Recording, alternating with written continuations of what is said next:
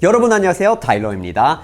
요즘 사람들 좀 화가 좀 많아졌다는 생각이 혹시 안 드실까요? 인터넷이나 미디어를 보면은 토론이 아니라 싸움을 하고 있다는 느낌을 더 받을 때가 많죠. 단순히 의견이 다른 거를 좀 넘어서 서로를 혐오하는 단계까지 온 것 같다는 생각이 들어요. 많은 사람들이 이걸 소수의 나쁜 사람들 때문이다, 아니면 뭐 극단주의자들 때문이다 하고 이런 문제로 좀 결론을 내리는 편인데, 하지만 좀 더 잘 생각을 해보면 이 현상이 사실 그렇게 단순해 보이진 않거든요. 사실 현상이라고 할 게 아니라 정교하게 설계된 시스템의 결과인 것 같고, 어떻게 보면 비즈니스인 것 같아요. 오늘의 주제는 바로 혐오 비즈니스입니다. 정치 세력, 플랫폼, 대중들, 이렇게 공급자, 증폭자, 소비자, 이런 권력 구조가 생기고 또 수익이 발생하고 또 소속감이나 정의감을 느끼는 어떤 이런 시스템이 좀 생기는 것 같은데, 각기 다른 인센티브를 위해서 혐오를 좀 연료로 삼아가지고 서로 적극적으로 공생하게 되는 하나의 생태계가 형성이 되는 것 같아요. 그러니까 오늘의 핵심 질문은 그렇습니다. 이렇게 확고하게 자리 잡힌 혐오 비즈니스, 정확하게 어떻게 작동하고 우리는 왜 이토록 쉽게 이 비즈니스한테 좀 넘어가는 걸까요? 혐오 콘텐츠는 소수의 극단적인 사람들만 만들고 소비한다, 이렇게 생각하시는 분들이 계십니다. 근데 소수 다수 뭐 이런 숫자 논리는 과연 중요할까요? 아니면 개수 상관없이 영향력을 더 봐야 할까요? 여기서 중요한 건 사실 행위자를 따지는 거예요. 그러니까 바로 플랫폼, 즉 증포자의 역할을 하는 디지털 플랫폼들이 있어요. 그러니까 플랫폼이 무엇이든 일단은 알고리즘이 있죠. 그러니까 알고리즘이라는 게 정의, 진실 뭐 이런 거 아니라 수익을 위해서 설계가 돼야만 합니다. 그리고 수익은 사용자의 시선을 잡아야지 되는 거예요. 사용자들의 attention을, 주목을 모아와야지 돈이 되는 거예요.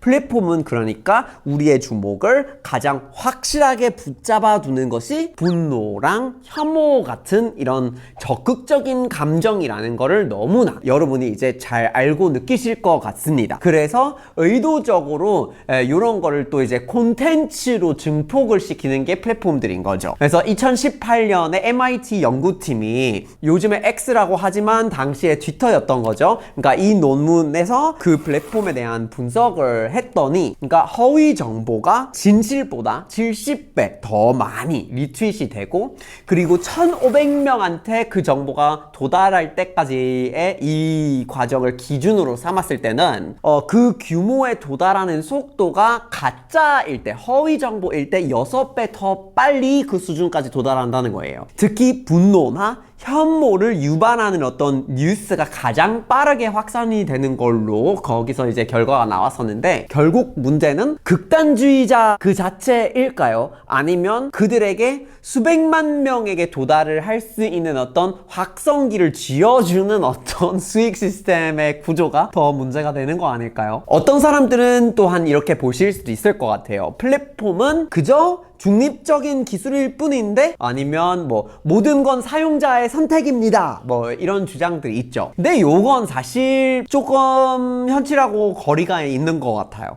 그러니까 알고리즘은 중립적일 수가 있을까요? 최대한 참여를, maximum engagement를 만들어내야 하는 과제를 가지고 이런 알고리즘을 만드는 건데, 요거는 사람들이 뭐 이런 알고리즘을 기반으로 한 소셜미디어가 뭐 디지털 광장이다 라고 이렇게 얘기를 하는데, 이건 맞는 비유일까? 좀 따져야 돼요. 광장은 무제한 공간을 늘릴 수 있게 되어 있는 거는 아니에요. 그러니까 한정적인 공간입니다, 여러분. 오히려 수십억 달러를 들여가지고 연구를 했는데, 인간의 인지적인 약점을 해킹하도록 설계된, 조작된 공간인 거예요. 그렇게 설명을 하는 게 좀 더 가까울 것 같고, 게다가 이것을 기반으로 해가지고 시장을 만들어 보겠다는 거예요. 그냥 광장에서 막 자유롭게 들어와라 나가라 이런 게 아니라, 이렇게 유도를 엄청 많이 해서 반드시 들어오게끔 한 다음에 이거 위에다가 시장을 깔아놓는 거예요. 우리의 뇌는 생존을 위해서 위협이나 갈등 뭐 이런 정보에 즉각적으로 반응을 하도록 이렇게 진화를 한 거잖아요. 그러니까 플랫폼은 다시 말하자면 수백만 년 동안 포유류로서 영장류로서 우리가 진화를 하면서 생존 능력을 갖춘 뇌의 구조 자체를 보고 거기서 동물적인 본능을 공략하는 거예요. 그렇게 해서 우리의 주목이나 집중력이나 시선을 빼앗고 그것을 활용해가지고 광고주들한테 팔아서 수익을 받는 이런 구조입니다. 굉장히 근본적이고 본능적인 동물적인 그런 정서를 활용하는 거예요. 인간이 되기도 전에 뇌에서 진화한 그런 동물적인 정서, 분노, 혐오 이런 거를 활용해서 시스템을 굴러가게 만드는 아주 효율적이고 확실한 시스템이에요. 그럼 여기서 생태계가 있잖아요. 구체적으로 어떻게 작동이 되는 걸까요? 우리의 본능적인 어떤 심리를 활용한 이 생태계의 기능을 굴러가는 방식을 보면 좋을 것 같아요. 저는 사실 세 가지 부류의 적극적인 행위자가 이 시스템을 좀 함께 돌리고 있다고 생각하고 있는데, 그래서 첫 번째는 공급자인 거죠. 혐오를 공급하는 어떤 동물적인 감정을 공급하는 어떤 역할이 있어요. 그러니까 여기서 주로 정치적인 어떤 이념 세력이 여기서 발생이 하는 것 같아요. 사회에 대한 어떤 뭐 비판적인 얘기나 아니면 뭐 정치에 대한 얘기나 뭐 이런 것들이 이제 거기서 확산이 돼가는 거잖아요. 얘네들이 핵심적인 인센티브가 바로 권력인 거예요. 그러니까 권력을 얻고 유지하는 가장 쉬운 방법 중 하나는 일단 세상을 우리랑 으로 나누는 이분법적인 프레임이잖아요. 그러니까 여기서 공공의 적을 한번 설정을 해 놓으면 대중들을 이제 분노나 어떤 혐오나 이런 동물적인 어떤 정서를 이용해 가지고 한쪽으로 모아가고 향하게끔 만드는 게 심리적으로 어렵지가 않습니다. 그래서 요 적에 대한 혐오가 곧 지지층을 되게 단단하게 결집시키는 어떤 강력한 정치적 연료로 활용이 되는 거예요. 근데 이건 그냥 제 의견이 아니라 이제 Pew Research Center라는 되게 유명한 연구기관이 있는데 미국 공화당원 그리고 민주당원, 그러니까 서로 정치적인 입장이 다르잖아요. 얘네들이 서로를 비도덕적이라고 보는 비율 지난 몇 년간 급격하게 증가했대요. 그러니까 이게 부정적인 당파성이라는 현상인데 내가 지지하는 쪽이 좋아서가 아니라 상대방이 너무 혐오스러워, 너무 아닌 거, 너무 잘못돼서 그쪽 안 찍고 이쪽을 찍어야지 라는 미움 위주의 권력 구조가 형성이 되는 거죠. 그러니까 두 번째 행위자는 앞에서 말했던 증폭자 역할을 하는 플랫폼 기업들인 것 같아요. 이 사람들은, 이 기업들은 또 이제 인센티브가 좀 명확하죠. 수익인 거잖아요. 그러면 플랫폼은 정치적인 어떤 이념이나 진실에는 사실이 좀 관심이 있을 수도 있지만 우선순위에 그 맨 위에 있는 건 아니긴 아니에요. 그냥 attention, 시선을 모아가는 거에 우선 관심이 있는 겁니다. 그래서 우리가 attention economy에서 살고 있으니까 그 시선이 곧 돈이 되는 거고, 그래서 정치 세력이 혐오라는 연료를 이렇게 공급을 하면 플랫폼 안에서는 그러면은 이거를 활용해 가지고 시선을 많이 이렇게 확 모아가면은 유용하다는 거죠. 그러니까 플랫폼은 아까 그 MIT 연구처럼 이 연료가 가장 수익성, 그러니까 자극성이 또 좋으니까 요거를 이제 알고 있기 때문에 알고리즘을 이용해 가지고 거대하게 증폭을 시키게 됩니다. 그리고 이들은 표현의 자유라는 그런 방패 뒤에 조금은 숨어 가지고 증폭의 어떤 책임을 회피하는 그런 경향이 없지 않아 있어요. 뭐 요즘에 그러다 보니까 이제 표현의 자유에 대한 여러 가지 이렇게 토론이랑 싸움이 또한 생길 수밖에 없는 거고, 지금 그 증폭 자체가 거대한 어떤 비즈니스 모델로 돌고 있는 부분이 있기 때문인 거죠. 그리고 또 어떻게 보면 가장 중요한 세 번째 파트는 결국 우리인 거죠. 소비자. 다시 말하자면 영상을 보고 댓글을 달고 공유를 하고 이 생태계에서 궁극적으로 사용을 하고 있는 우리들입니다. 왜냐면 우리는 스스로 어떤 정의로운 분노를 표출을 하고 있다고 생각을 하죠. 요거는 진짜 아니다, 이거는 맞는다 하고 여기서 좋아요를 하거나 공유를 하고 이런 거를 누르면서 사회에 우리가 원하는 올바른 결과물 혹은 실은 어떤 원하지 않은 방향에 대한 표현을 하면서 그거를 공유하는 행동, 좋아요 누르는 행동만으로 구현을 해나가고 있다라고 이렇게 믿게 되는 거예요. 사실은 아니잖아요. 그냥 매체잖아요. 그런데 그거를 구현해 나가고 있다는 생각을 하게 되는 거예요. 근데 이 행위는 결국 우리한텐 도덕적인 어떤 정의감, 소속감을 느끼게 해주는 거예요. 그게 되게 강력한 심리적인 보상이란 말이에요. 그러니까 어떤 면에서는 쾌감인 거예요. 그러니까 우리가 일상에서 좀 느낄 수 있는 어떤 세상이 왜 이러지? 이런 거에 대한 어떤 동의하지 않은 부분이 있는데 그러면 이거 그냥 퍼가는 거, 좋아요, 댓글하고 이거 하는 것만으로 그거에 맞서는 것 같은 느낌적인 느낌을 주면서 이렇게 쾌감이 되는 거예요. 그러니까 뉴욕대학교 NYU 심리학자 J. Van Bavel이라는 교수가 있는데 이 사람은 정체성 기반 모델, Identity-Based Model의 현상을 좀 많이 얘기하는 편인데 그 연구에 따르면은 사람들은 진실 그 자체가 중요하다기보다는 내 집단의 정체성을 좀 뒷받침하고 그거에 부합하는 정보를 압도적으로 선호하는 편이에요. 그러니까 이게 이 정보가 맞냐 안 맞냐를 떠나서 이 정보가 있는 그대로 나를 확인해 주느냐 아니냐가 더 중요하다는 거예요. 도덕적인 어떤 분노를 여기서 공개적으로 표출을 하는 거는 나는 이 집단에 충성스럽고 정의로운 구성원이다 라는 확인을 받는 거예요. 자신의 평판을 높이고 소속감을 확인받는 핵심적인 수단의 역할을 하는 거예요. 이 정보가. 그러면 어떻게 되는 걸까요?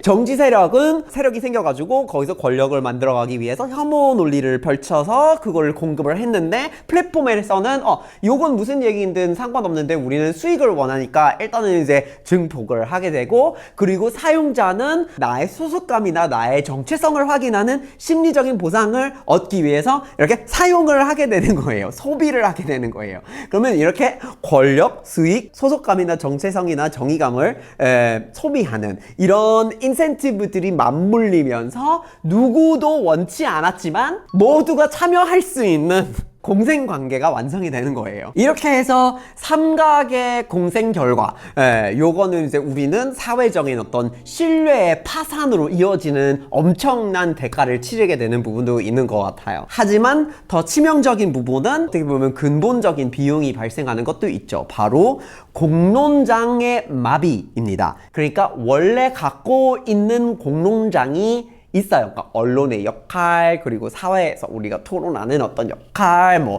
식사를 하고 있는데 무슨 조금 민감할 수도 있는 얘기가 나와가지고 여기서 누가 적의 집단에 속하느냐를 따지지 않고 그냥 한번 얘기를 들어볼까 하고 이제 어차피 같이 모여서 예의를 갖춰야 하니 하고 요런 공론장의 어떤 대화들이 마비가 되고 사회 문제의 어떤 해결 능력이 조금씩 상실이 되어가는 게 가장 큰 문제가 되지 않을까라는 거죠. 그래서 한 사회가 해결을 해야 하는 복잡한 이슈는 적어요? 엄청 많을 거 아니에요. 그러니까 기후변화에 뭐 연금 계획을 할까 말까, 뭐 경제가 뭐 이건 뭐 안 맞고 뭐 저런 걸 바꿔야 되냐 하고 뭐 불공평한 게 있는데 그래도 성장을 해야 되는데 어떻게 하겠냐고 뭐 부동산을 뭐 할 거니 등등등 복잡한 문제가 너무나 많은데 해결을 하려면 말이라도 할 수 있어야 되는데 소통이 돼야 되는데 서로 다른 의견을 좀 교환을 하고 사실에 근거해 가지고 뭐 나는 이렇게 생각하고 저쪽은 저렇게 생각하지만 타협은 좀 해봐야 되지 않을까 중간에서 좀 만날 수 있어야 되는데 그러려면 같이 찾아가는 사회적인 신뢰나 사실에 대한 공감대가 반드시 있어야만 하겠죠. 그런데 우리가 디지털로는 워낙 이런 분노와 혐오 비즈니스가 돌고 있어가지고 매일같이 거기서 공감대를 이렇게 갖고 이렇게 거기서 어떤 소속감을 좀 대체해가지고 느끼고 있기 때문에 결국 실제 세상에 있는 공감대가 파괴되어 가고 있는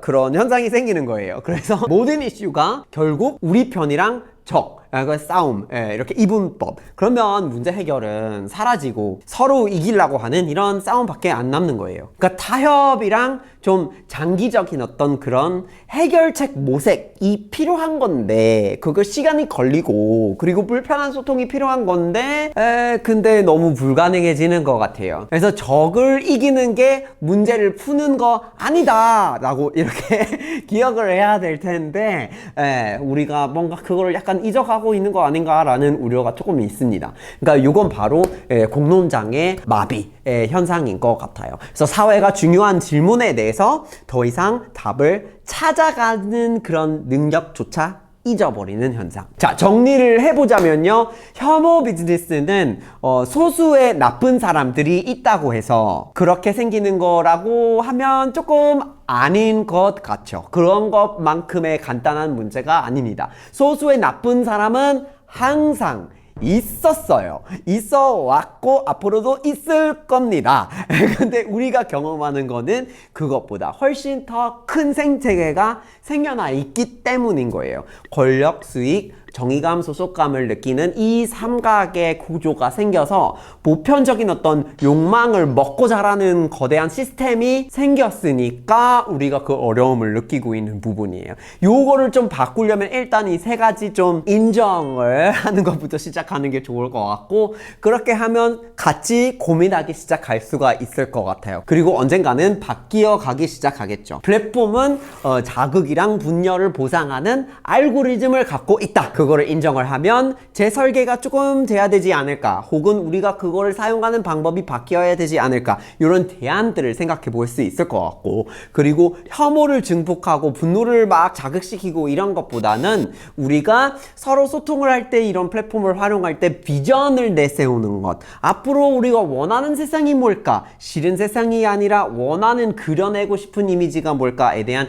영감을 서로 주고받을 수 있는 그런 쪽으로 조금 복원이 돼야 되지 않을까라는 생각을 해볼 수 있을 것 같아요. 하지만 가장 빠르고 확실한 변화는 이 생태계의 핵심 연료, 우리들의 어떤 시선, 요거를 우리가 그나마 좀 사용자로서 조절이 가능하잖아요. 그거를 우리가 조금 더 스스로 의식을 하는 것부터 시작할 필요가 있겠습니다. 우리의 관심, 우리의 좋아요, 우리의 공유, 이 퍼가기, 뭐 이런 것들은 좀 연료라는 걸로 인지를 하기 시작하면 사람들이 느끼는 그런 어떤 정의로운 분노나 그냥 순간의 쾌감이나 수속감이 좀 필요해가지고 그런 거를 너무 쉽게 하기보다는 두 번, 세 번 생각을 해가지고 한 번쯤 좀 의심을 해볼 수 있는 기회가 오겠죠. 그리고 분노를 공유하는 것 대신에 건설적인 질문을 좀 해서 서로에게 좀 대화를 할 수 있는 역할을 선택할 수 있지 않을까 싶어요. 내가 지금 이 콘텐츠를 소비하고 있는 게 왜일까요? 어떤 소속감을 느끼고 싶기 때문인가요? 아니면 진심 뭔가를 좀 탐구해 나가고 있을까요? 그리고 이거를 공유를 했을 때 그냥 나는 이런 사람이다 라고 그냥 그저 표시를 외치고 있을 뿐인 건지, 아니면 누군가에게 뭔가 같이 탐구하고 고민하고 얘기를 할 수 있는 기회를 제공하고 있는 걸까요?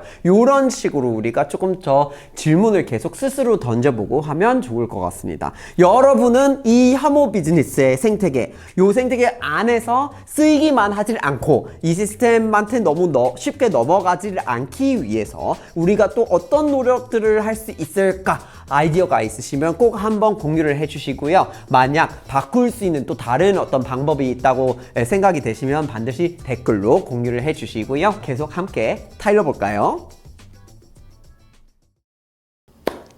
Okay, I think we're just gonna have to be brutally honest here. Wait, are you serious? Here's the thing everybody misses. No, that makes completely no sense. Oh my god, where do people even get these ideas? What, for real? I fundamentally disagree with that premise. Well, that's a bit of a dangerous assumption. Yeah, the nuance here is critical.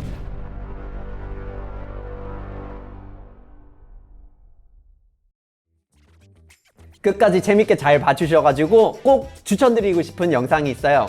요것도 재밌고 요것도 재밌어요.